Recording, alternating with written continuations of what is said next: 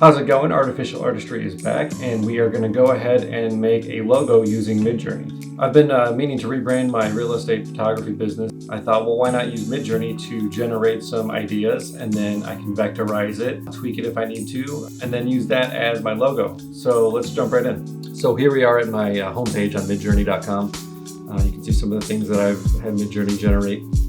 Down here are some of the logos I was going through. I knew the name that I wanted. So then I kind of thought about making real estate logos, photography logos. I used the letters HH in some of those prompts. That's the one that I kind of decided to use. Here's a few more, some more with cameras, but I did want that minimalistic look to it. So here's the one I ended up choosing, very minimalistic. So I needed the letters HH because the name was going to be Hearth and Home. So here I brought it into Adobe Illustrator. You can go ahead and click on it, go to the properties and image trace, and then that will turn it vector. And then I expanded that.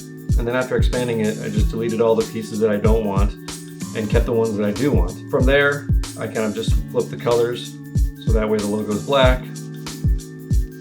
And I zoomed in, and then I started tweaking a few of the points to straighten things out, make it a lot cleaner.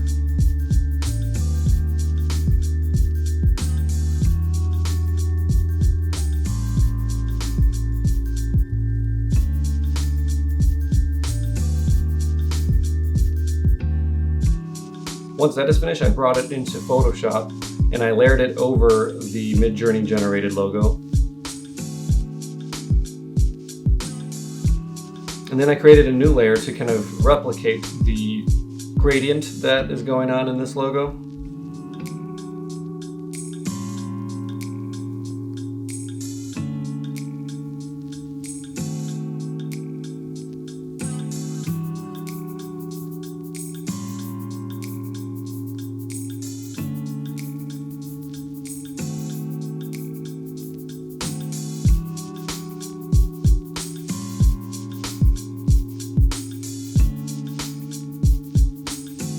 Once I got the gradient to where I like it, I then made the logo white, and then I created a drop shadow for it. Under layer effects, you can find drop shadow. And then I wanted to detect the font that was on the original MidJourney logo. So I used the snipping tool and I just kind of snipped a piece of that. And then I used a website like MyFonts and kind of had it detect what font it was. And then I found a free font of that and I downloaded it.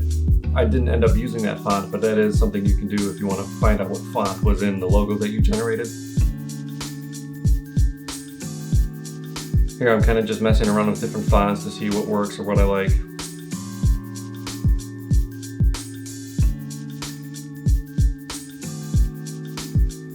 Hearth and Home Real Estate Media Solutions is the name of the company, but I kind of felt like that font didn't really fit.